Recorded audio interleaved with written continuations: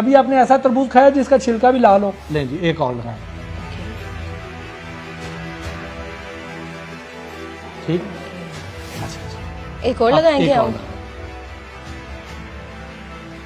आप सिर्फ तरबूज खाएं और उसके साथ हैजा हो जाएगा। किसान पागल है कि जिस प्रोडक्ट की लाइफ 4-5 दिन है उसकी 4-5 घंटे कर दें। लोग कम खरीद रहे हैं, लोग डरे हुए हैं।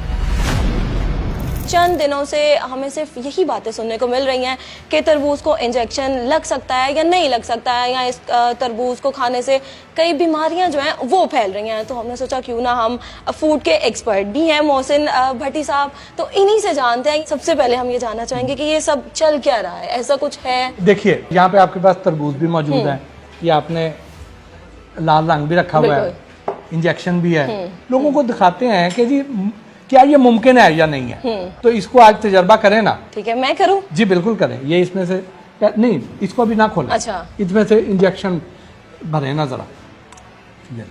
चलें जी, ये लाल रंग जो है ये तो हमने इसमें भर लिया। हाँ ठीक हो अच्छा, गया। अब आपने यहाँ पे तो कट लगा हुआ है ना, इधर ना करें, इस साइड पे जी यहाँ लगाएं। ठीक, ओके, हमने सबके सामने जो है सबके कलर सामने रख दिया। लगाया। लें जी एक और लगाएं। ठीक, अच्छा एक और लगाएंगे हम। अभी अब इसको अब हम काट के दिखाते हैं, लेकिन उससे पहले अब मैं बताऊं आपको, हमें चाहिए होता है लाल सुर्ख तरबूज। जब वहां खेत से आना है तो खेत से जो तरबूज आएगा वो लाल सुर्ख से एक दर्जा पहले वाला तोड़ा जाएगा। उसके बाद उसे ट्रांसपोर्टेशन पे एक दिन लगना है, उसने मंडी में भी रुकना है, फिर उसके बाद उसने यहाँ पे फल फरोश जो हमारा स्ट्रीट वेंडर है उसके पास भी आना है, अब वहां पे भी 1-2 दिन स्टे करना है, तो ताकि जिस दिन हमारे तक पहुंचे उस दिन ये सही तरह पक चुका हो, लाल हो चुका हो। अगर इसको बिल्कुल लाल वहां से उतारा जाएगा, पका हुआ उतारा जाएगा, तो ये अगले 3-4 दिन में गल जाएगा। इसकी लाइफ ही 4-5 दिन है। ठीक है, इसका मतलब ये है कि वहां पे अगर इसको आपने ये पंक्चर कर दिया तो इसकी वहां पे जो लाइफ है जो 4-5 दिन थी ये 3-4 घंटे 5 घंटे रह जाएगी, क्योंकि ये वहां पे जैसे ही पंक्चर होगा इसके अंदर आप पानी इंजेक्ट करेंगे, इसके अंदर हवा आ जाएगी तो ये गलना शुरू हो जाएगा। तो किसान पागल है कि जो जिस प्रोडक्ट की लाइफ 4-5 दिन है उसकी 4-5 घंटे कर दे, वो अपना नुकसान क्यों करेगा। अब अगर फल फरोश करता है तो अब मैं आपको इसका दिखाता हूँ जी। ये आपने कर लिया जी, इसको काटें जी जहाँ पे आपने इंजेक्शन लगाए थे जी।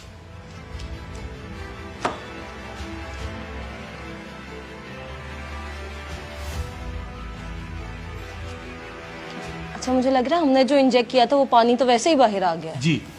अब आप मुझे ये बताएं कि आपने 3 जगह पे इंजेक्ट किया था। बिल्कुल ठीक, ये आप देख रही हैं जगह जी, ये देख रही हैं, ये देख रही हैं 1, 2, 3 वो उन जगहों पे हमें पता चल रहा है। अब मुझे ये बताएं आप कि इस तरबूज के अंदर कौन सी ऐसी कंप्यूटराइज चिप मौजूद है या सॉफ्टवेयर इंस्टॉल्ड है कि आप उसे इंस्ट्रक्शन दे दें कि हम जो इंजेक्शन रंग वाला लगा रहे हैं ये सिर्फ गूदे तक महदूद रहे, ये छिलके में ना आए। कभी आपने ऐसा तरबूज खाया जिसका छिलका भी लाल हो? ऐसा बिल्कुल नहीं है, कभी नहीं खाया। तो इसका मतलब ये है कि आपने कभी ऐसा नहीं खाया जिसको टीका लगाओ। ओके, जब आपने रंग वाला टीका लगाना है तो ये उसके छिलकों पे भी असर होगा। तो यहाँ पे तो आपको सामने नजर आ गया कि ये पॉसिबल नहीं है। हमारे व्यूअर्स में से अगर किसी ने ऐसा तरबूज खाया हो कि जिसका छिलका लाल रंग का था तो मैं मान जाऊंगा कि आपने टीके वाला खाया है। अगर उसका छिलका सफेद ही था जैसे ये वाला एरिया है तो फिर इसका मतलब ये है कि सही खाते रहे, इसको कोई टीका नहीं लगता। मतलब वो जो कहा जा रहा था कि इसे हैजा हो रहा है या इस तरह की बीमारियां, हमें इस तरह का कुछ नहीं हो रहा। अच्छा, अब हैजे की तरफ आते हैं। हैजे की एक बड़ी वजह ये हो सकती है कि आपने अभी ये तरबूज लिया था, आपने इसको ये टक लगवाया हुआ था।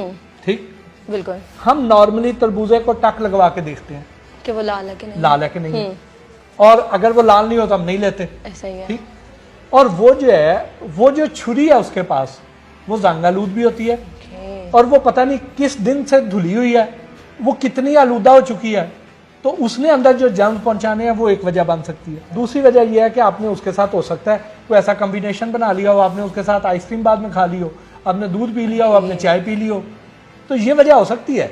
लेकिन ये नहीं है कि आप सिर्फ तरबूज खाएं और उसकी उसके साथ हैजा हो जाएगा, उसको इंजेक्शन नहीं लगता।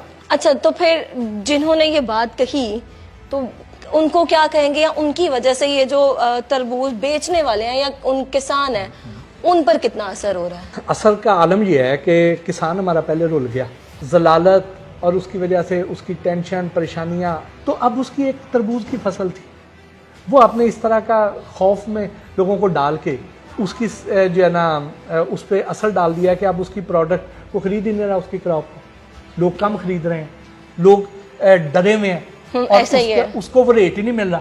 तो जब रेट नहीं मिलेगा तो वो लॉस में जाएगा।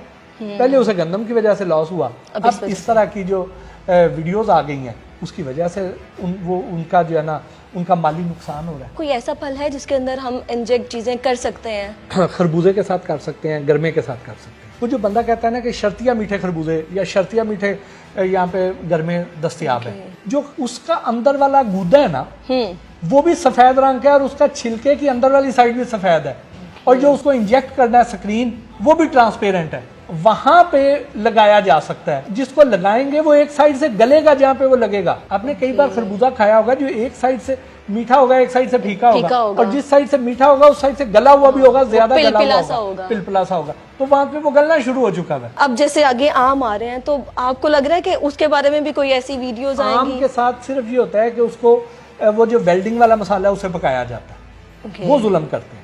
बाकी उसमें कोई और उसको ना मीठा किया जा सकता है ना उसे कोई और उसके साथ नहीं, ये जुल्म होता है उसका। ठीक है, मतलब जिन जिन लोगों ने तरबूज खाना छोड़ दिए हुए थे वो तसल्ली से खा सकते हैं अब तरबूज। जो ऐसी वीडियोस बना रहे हैं उनके बारे में क्या कहेंगे या उनको क्या कहेंगे? मेरी उनसे सिर्फ इतनी दरख्वास्त है कि लोग आप पे ट्रस्ट करते हैं, लोग आपकी इज्जत करते हैं, आपकी बात को अहमियत देते हैं, तो जितने ज़्यादा आपके फॉलोअर्स हैं उतनी ज़्यादा आप पे जिम्मेदारी है। तो आपको उतनी ज़्यादा एहतियात करनी है कि कोई ऐसी बात आपके प्लेटफॉर्म से ना जाए जो किसी की ज़िंदगी तबाह कर दे। जी तो खुदारा एहतियात कीजिए।